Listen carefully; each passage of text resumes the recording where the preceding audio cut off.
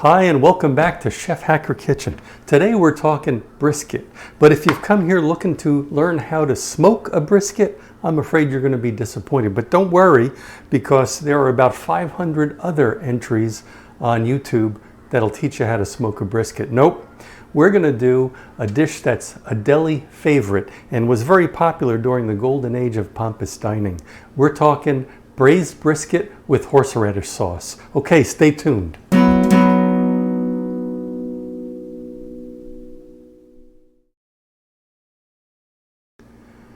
Braising is a cooking technique that browns a piece of meat, usually a kind of a tough cut of meat, but flavorful. And then it adds some aromatics like maybe onions and seasoning.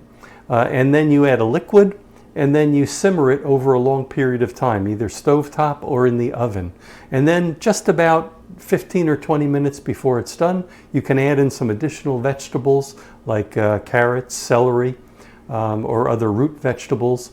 And then you finish the cooking along with those vegetables. And what you end up with is a really nice, flavorful, kind of almost a specialty stew kind of a flavor. And we're going to top that with a horseradish sauce. And we're going to make this horseradish sauce with a milk-based product. But if you wanted to make this dish more kosher friendly, then what you could do is you could use some of the liquid in the bottom of the pot that made the brisket. You could use some of that liquid in place of the milk or the cream. Okay, so we have about a 2-pound brisket. It's actually a portion of a brisket. This would be much bigger if it was whole. We're going to add salt and pepper, and probably a fairly big amount of salt and pepper to this. Okay. And then we're going to dredge this in flour, and that's going to help to both let us brown the meat later on in a later step, and it will also help to thicken the sauce that will eventually render from the long cooking time. All right, so that looks pretty good. Let's take it over. Okay, so I've got about 1.5 tablespoons of oil in this pan that's been heating up. I'm going to go ahead and take the brisket, knock off a little bit of the excess flour, and then go ahead and brown it on both sides.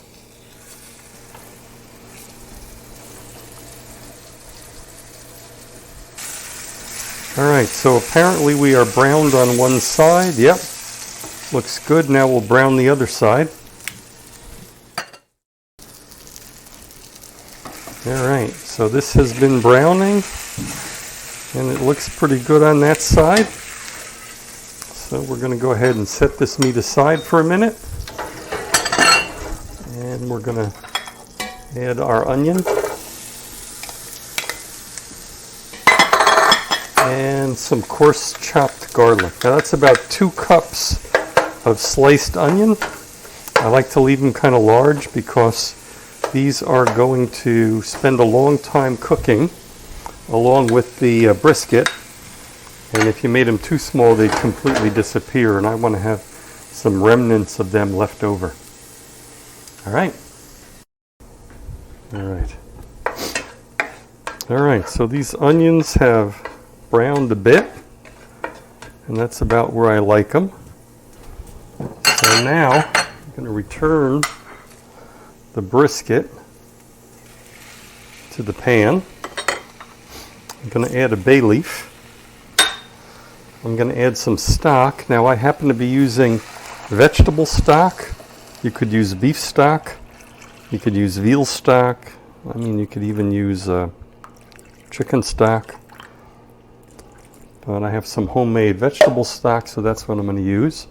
And then I'm going to add one of my favorite hack ingredients, soy sauce. I'm going to add about 2 tablespoons of soy sauce. That'll give it a bit of a dark color. And also some umami and some additional flavor. Now I'm going to bring that up to a boil. I've preheated my oven to 375 degrees. And the last hack ingredient I'm going to add is 1 tablespoon of tomato ketchup. The acid will give it a nice flavor, juxtapositioned against the rich and somewhat fatty taste of the beef. And there we go. So now what I'm going to do is I'm going to give it a taste for salt and pepper. Let's see what we got here. We season it now because the final taste of the meat will be conditioned on the taste of the broth, and I'm going to add a little more salt and pepper. All right, now you see I've put in about, I don't know, 2 cups of broth, and what I wanted to do was I wanted to have 3/4 of the meat submerged and then 1/4 exposed, and that will now brown nicely in the oven.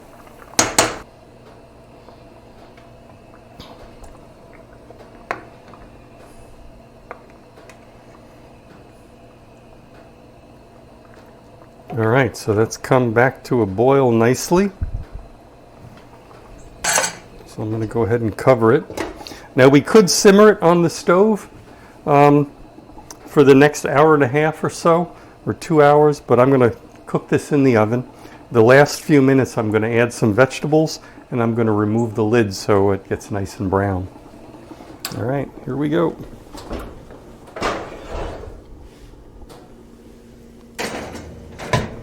All right, so now we're going to make some horseradish sauce, which goes great with any kind of beef, but particularly well with braised brisket. Now, I'm making this in a style that is not kosher friendly. I'm going to be using milk and butter, and of course adding that to a meat dish is definitely not kosher friendly. But if you wanted to make this kosher friendly, if you were serving it with a brisket, what you do is you would substitute margarine for the butter, and you would substitute some of the cooking liquid that comes from the brisket for the milk that I'm going to be using. Okay, but that aside, let's get started. So you can see my butter is almost melted. That's 2 tablespoons of butter. I'm going to add 2 tablespoons of flour, about a 1/8 of a teaspoon of nutmeg, and about 1/8 of a teaspoon each of pepper and salt. You will recognize that what I'm doing is I'm making a roux, and I'm going to cook the roux a bit. It'll get kind of a gleam to it. So let's let that sit a minute, and we'll see. Yeah, you can see it's starting to gleam or sheen, however you want to say it, and that indicates that it's about ready. Now, I'm going to pull it off the heat, and I'm going to add 2 cups of warmed milk.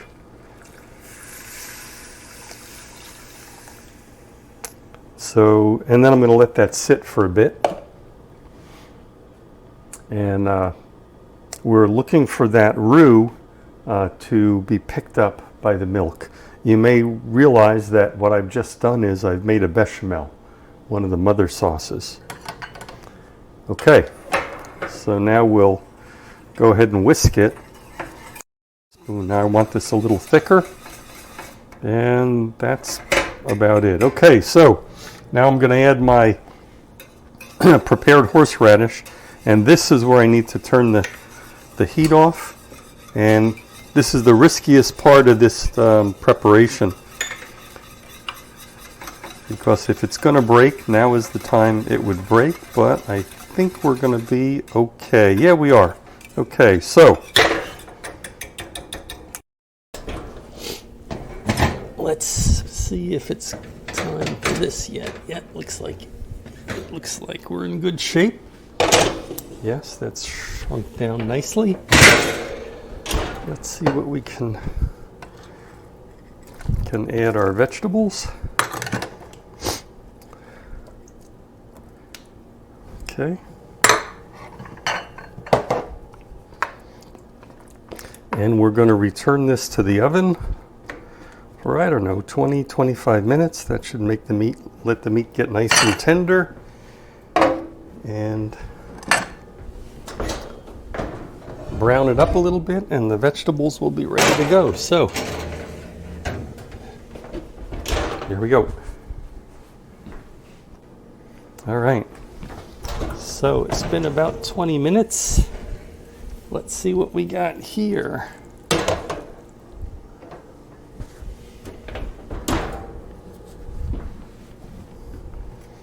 Vegetables look good. Yep. Beef looks good.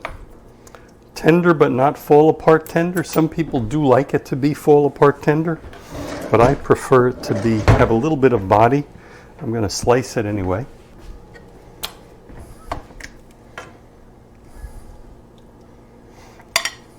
Okay. Some vegetables. See, the onions have pretty much gotten really soft, but they still have a little bit of body. They haven't lost their identity, and that's really the way I like it. We have some of this great broth, which I'm going to put over the meat. I'll serve that underneath, and then we'll put the horseradish sauce on top.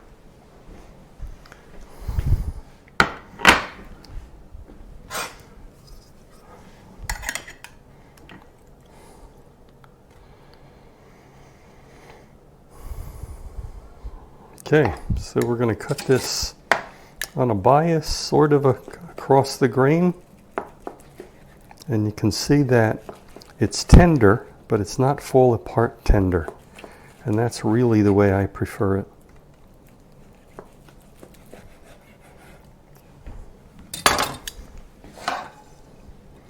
So let me take a bit of the gravy, put it underneath. Now you could thicken this with a cornstarch mixture, or you could put it on top of the stove and reduce it and have it be much thicker, but I prefer it just with a little bit of a lier like that. And then of course we're going to serve that with the vegetables.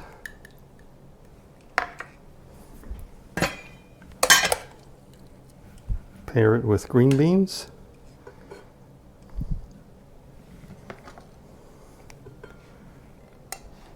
And some noodles. And then just a little dollop of our horseradish sauce. Whoops. Okay. And there you have it. That is braised brisket with horseradish sauce.